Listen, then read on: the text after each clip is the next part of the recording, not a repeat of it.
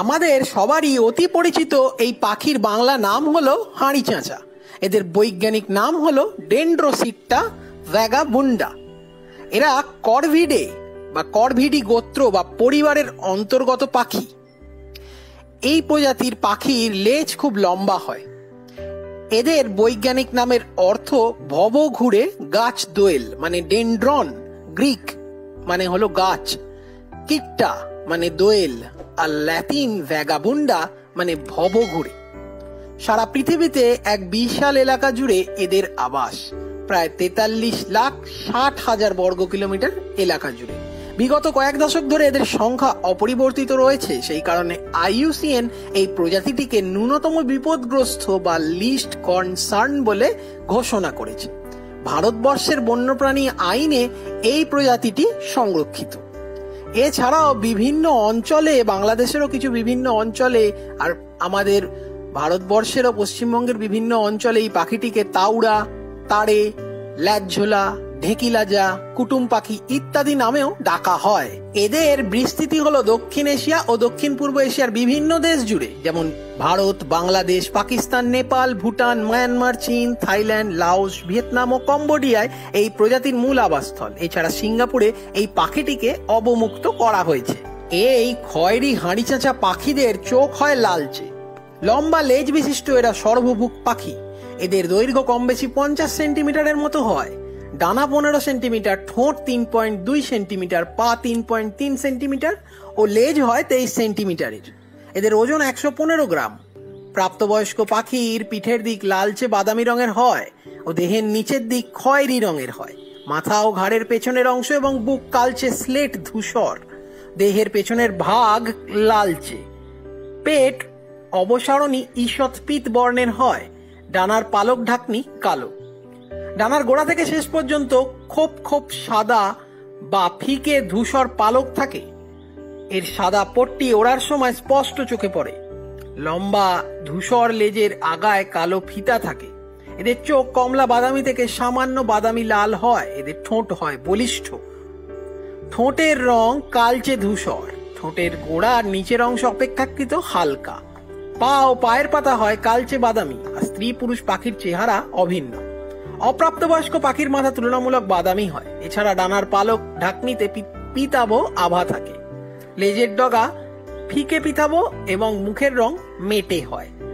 এই খয়েরি হাঁড়িচাঁচা সাধারণত খোলা বন, বনের ধার, বৃক্ষবহুল অঞ্চল, বাগান, গ্রাম, রাস্তার ধারের গাছ, এমনকি শহুরে পার্কেও বিচরণ করে। সাধারণত একা বা জোড়ায় জোড়ায় কিংবা পারিবারিক দলে ঘুরে বেড়ায় এরা। এদের জোড়ার বন্ধন বেশ শক্ত হয়। এরা বছরের পর বছর একসাথে থাকে ও বংশবৃদ্ধি করে যায়। পত্রবহুল গাছে কিংবা মাটিতে ঝরা পাতা উল্টে এরা খাবার খোঁজে। মাটিতে এদের খুব কমই নামতে দেখা যায় যদিও।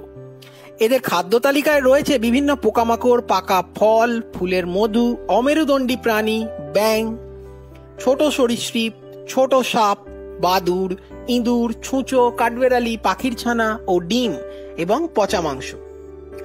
যদিও বিপদে পড়লে এরা কেঁচো, বিছে, মাকড়সা, শামুক ও চামচিকে খায় বটে।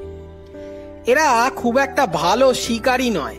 মাঝে মাঝে 2 সদস্যের ছোট দলের মাধ্যমে একযোগে শিকার করে এরা। পাখির জগতে এরা ডাকাত পাখি হিসেবে পরিচিত, কারণ এরা অন্য পাখির ডিম ও বাচ্চা খায়। কোনো কোনো ক্ষেত্রে সাধারণত এই পাখিদের তারা খেতেও দেখা যায় এদের। মাঝে মাঝে এরা উঁচু কণ্ঠে ডাকে, কিটার কিটার কিটার, চাটুক চুক চ্যাক বা মিয়াও। এছাড়াও এরা কর্কশ্বরে ক্যাঁচ ক্যাঁচ করে ডাকে। সেই জন্য বাংলাদেশের কোথাও কোথাও একে ক্যাঁচ কাইচা বলে ডাকা হয়। এরা আবার চাপা অট্টহাসির মতো ডাক ছাড়তে পারে। এরা বিভিন্ন ভাবে ডাকে। এখানে এদের ডাক আমরা শুনে নেব।